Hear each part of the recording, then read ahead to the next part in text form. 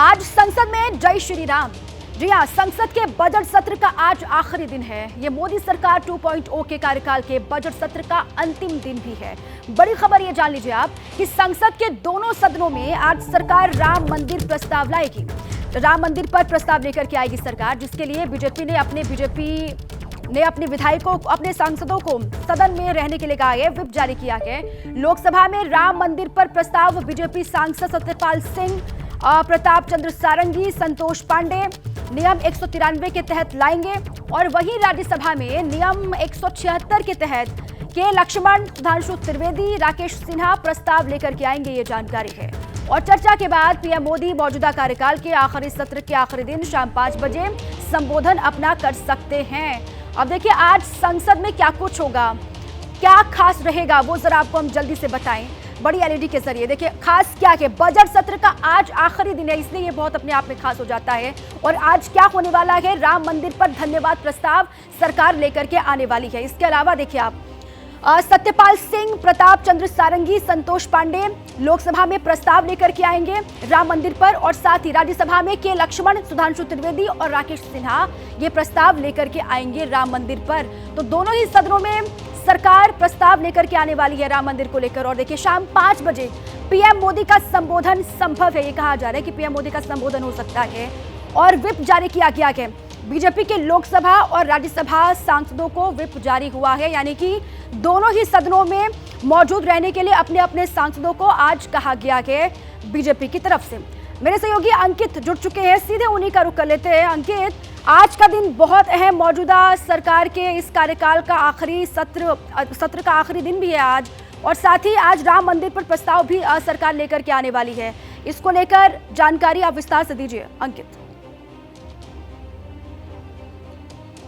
जी बिल्कुल, देखिए आज का दिन क्यों खास है, आज का दिन इस वजह से खास है क्योंकि ये जो लोकसभा है, यानी कि जो मोदी सरकार पार्ट 2 का अगर हम कहें तो जो लोकसभा में जो सांसद चुन के आए थे उनके लिए आज एक तरह से सदन में आखिरी दिन है। क्यों? क्योंकि इसके बाद में जो है कोई सत्र है नहीं और चुनावों की तारीखों का ऐलान होगा और उसके बाद में चुनाव होंगे, और जब अगला सत्र आएगा तो एक नई सरकार यहाँ पर जो चुन करके आ चुकी होगी। मोदी सरकार दावा कर रही है कि तीसरी बार उनकी वापसी होगी, तो वहीं विपक्ष अपनी उम्मीदें पाले हुए हैं। वो तमाम चीजें एक अलग जगह। लेकिन अगर हम आज के दिन की बात करते हैं तो आज का दिन संसद के दोनों सदनों में क्या होगा। संसद के दोनों सदनों में बात की जाए लोकसभा में तो वैसे तो ये जो है कार्रवाई जो कल तक ही स्थगित हो जानी चाहिए थी, लेकिन एक दिन कार्रवाई बढ़ाई गई। और उसकी वजह क्या है? उसकी वजह यह है कि एक तो सरकार को श्वेत पत्र लाना था, यह बताते हुए कि 2004 से 14 तक का कार्यकाल कैसा रहा था यूपीए का, और 2014 से लेकर के 24 तक का कार्यकाल मोदी सरकार का कैसा रहा है। एक पहली वो चीज। लेकिन दूसरी महत्वपूर्ण चीज जिसका आपने जिक्र किया कि राम मंदिर पर एक प्रस्ताव लाया जा रहा है, और उसका शीर्षक क्या दिया गया है?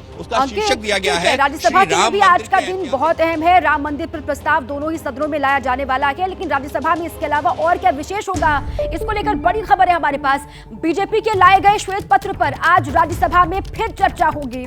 इससे पहले कल लोकसभा में चर्चा हुई थी, आपको याद है, जिसमें वित्त मंत्री निर्मला सीतारमण ने प्रस्ताव रखने के साथ ही किस तरह से 2004 से लेकर के 2014 तक देश की इकोनॉमी की हालत थी, इसको लेकर अपनी बात रखी, और किस तरह से घोटाले हुए थे इसका भी उन्होंने जिक्र किया था।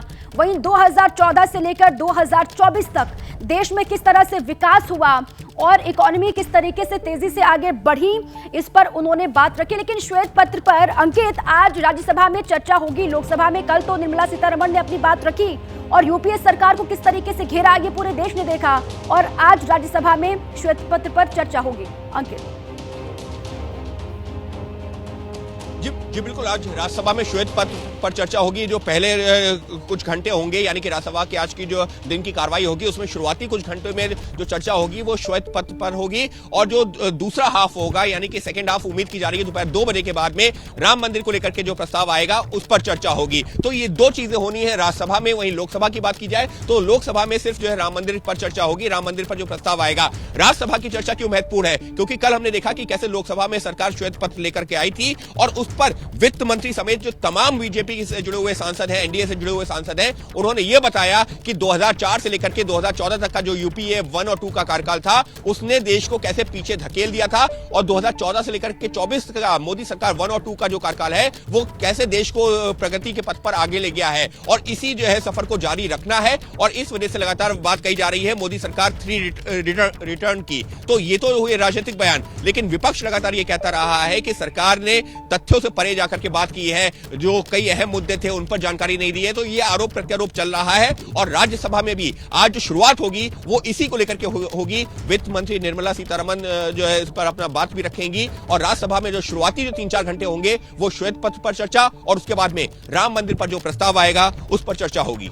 जी। और राज्यसभा में अंकित, आज विपक्ष की तरफ से भी इस पर जवाब दिया जाएगा। कल हमने देखा था निर्मला सीतारमण ने जो बातें कही, उस पर फिर मनीष तिवारी सामने आए, उन्होंने इस पर जवाब दिया। राज्यसभा में भी ये होगा आज।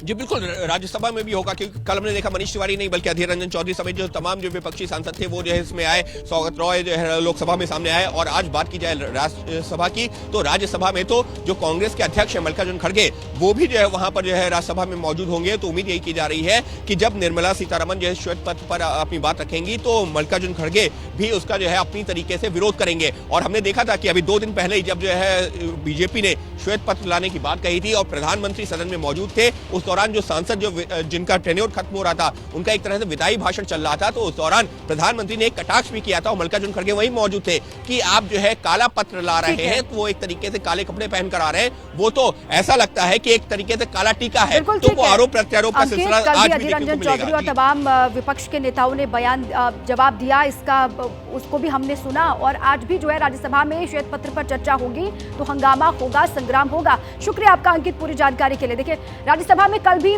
श्वेत पत्र पर जमकर हंगामा हुआ, आपने देखा। निर्मला सीतारमण ने यूपी सरकार के दौरान हुए घोटालों का जिक्र किया था, जिस पर मनीष तिवारी ने भी जवाब दिया। सुनवाते हैं। यूपीए गवर्नमेंट ने कोल स्कैम के द्वारा भारत देश का भयंकर नुकसान किया। आपने कोयला को राख बनाया। हमने अपनी नीतियों के तप से कोयले को हीरा बना दिया। हमारे सरकार के द्वारा जो अच्छा कदम, पॉलिसी, लेजिस्लेटिव मेजर्स, इन सब के ऊपर ट्रांसपेरेंसी के साथ जो हमने किया, उसके कारण आज भारत देश के बैंक हो, कोल सेक्टर हो, पूरे इकोनॉमी हो, अच्छे स्तर पर पहुंचा है। एक जिम्मेदार गवर्नमेंट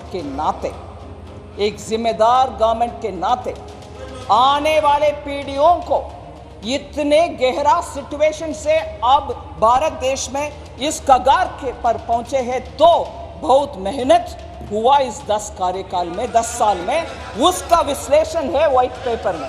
ये श्वेत पत्र नहीं है, ये काला ब्रश है।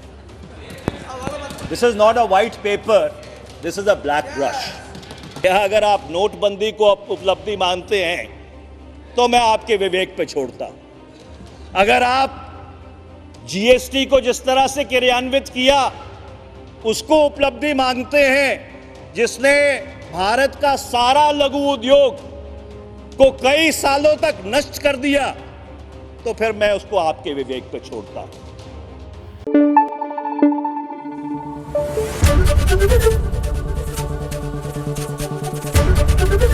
एबीपी न्यूज आपको रखे आगे।